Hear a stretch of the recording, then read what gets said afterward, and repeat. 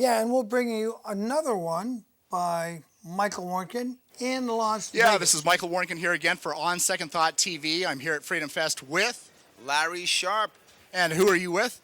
with the Sharpe Way, right there. The Sharpe Way. It is an amazing show starting this month or maybe next month. It's going to be a great show. It's going to basically be a show online where it's live call-ins. You can call in and talk. Why?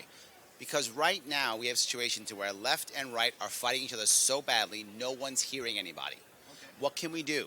We can talk to each other with a bit of respect, hear each other out, and focus on actual answers, which is why I wanted to be a call-in. I want people to call in and say, hey, Larry, you're wrong because of that. Hey, Larry, what about this? And when they do that, we can talk to them and we can answer those questions. That's interesting because Mr. Wagner's show On Second Thought, which airs down in Santa Barbara, he also does it live. He believes very principally that the censorship that exists seems to want to stop that, so he likes 100%. I completely agree. Look, when I ran for governor of New York last year, I ran for a year and a half.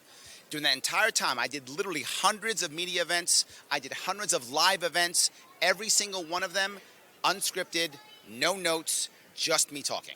And that's hard for a lot of candidates to do. It is. Not just that. I did a bunch of, particularly the youth. The youth like long form, right?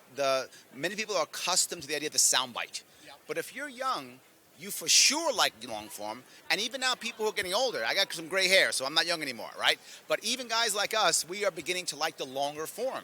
I was on Glenn Beck for an hour. I was on Joe Rogan for 2 hours. I was on Dave Rubin for an hour, just talking with no notes and expressing what I think is real and what matters. Yeah, and I guess in long form, it's not just the soundbite. You really got to get into the substance. And I think I remember when you went on Joe Rogan, one of the things that you guys talked about was like being a man, right? And what was the term you needed?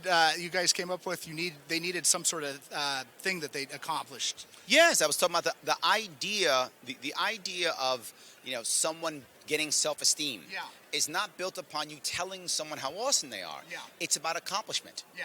Right? You've got to go do something, right? But here's the worst part though, right? You gain good judgment from experience, which comes from bad judgment. Yeah. So you've got to be able to make a mistake. You've got to be able to go out there and do something. And when you have a parent that is a bulldozer parent, that bulldozes everything away from the kid never makes a mistake. But sadly now our adults go in the same way, right? We're trying to never make the mistake, never make the gamble. This actually goes to your censorship. Much of the censorship isn't because the person or the company actually believes that this thing is wrong or not. It's fear.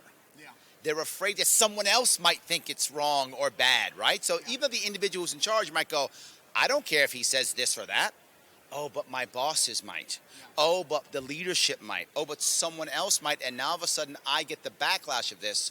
So I err on the side of cancel, stifle. I call this the idea of making a rule form an anomaly.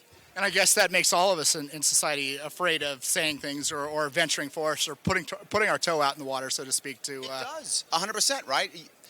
The worst part, though, now, as you see, it's happening for people, things they've done years ago. So this guy made a mistake X number of years ago, therefore he's evil forever. Yeah. Right? Even if the guy says, no, it's a mistake, I think differently now, or I made an error, or even if the person believes that. But sometimes the person may not believe that because at the time, it might have been the right decision. Yeah. And now with hindsight, we look back and go, okay, it wasn't. Or maybe even worse, the culture then said it was the right decision. But the culture now says it isn't. Yeah. So what do you expect from someone? So you ran for governor. Is it fair for me to say that New York politics is pretty brutal? Horribly brutal, and when it comes to corruption, creme de la creme. Oh my God, we are good, right? I mean, Jersey might have us beat, maybe, because Jersey's corruption is so good that it's just completely melded. You can't even tell, right? Ours is just so strong, no one even cares anymore, right? So we're 1 or 2 with Jersey. We're in there, right? Illinois tries to do it, but their guys go to jail. So you can tell how bad they are. They don't have it down yet, right? They're trying. Yeah, Illinois, you're getting there. But your guys still go to jail. I don't know. I think New Orleans and Washington, D.C. are pretty high up there also. Well, no, but as cities go, you're right. D.C.'s got us all beat. That's true, yes. But that's a city-state. I'm talking an entire state, yes. But yes, it's brutal, but not just that. Look, we did very well in New York. In New York, I ran as a libertarian, not as a Democrat or Republican. Didn't hide. No, didn't hide. I was openly libertarian, and I always am. And we were able to make the highest vote total we ever had, about 100,000 votes. We were able to get ballot access in New York State. We've never had it before. We've tripled the number of libertarians in New York State, right, in the last 6 months. And we only had 18 actual organizations in New York State out of 62 counties. Now we're working on 42. Wow. Huge difference. There is impact. If you spent time and money on the Democratic candidate, and you gave him time, money, and your vote, you literally threw your money in the garbage. Because Cuomo changed nothing. He didn't do what the Democrats want: cannabis reform, they want prison reform. None of it. So if you're a Democrat in New York, you're not getting what you want, you threw your money away. If you're a Republican in New York, you also threw your vote, time, money away, because that guy, none of his policies were put into place. He went away, so you threw your money away. But everyone said voting for me was a wasted vote. But if you voted for me, my ideas are being used. And I lost. I got 2% of the vote, and my ideas are being used. And you built the party up. And I built the party up on top of it. Like the MTA idea, to fix the MTA, they're using my ideas. To get rid of the SAFE Act, which for those of you who are not in New York, that's an anti-gun law. Right? One of my ideas was non-compliance. So that's already happening in Western New York. I also about fixing the Erie Canal. New York State has a massive Erie Canal, which is losing $95 million per year. Now, I talked about fixing it, making it commercially viable. Now they are. And they were put in a pressure position, which we better do something about. That's correct. But not just that. The Republican and conservative parties in New York State lost their leadership after my election. Wow. So if you're a Republican or conservative in New York State, you're welcome.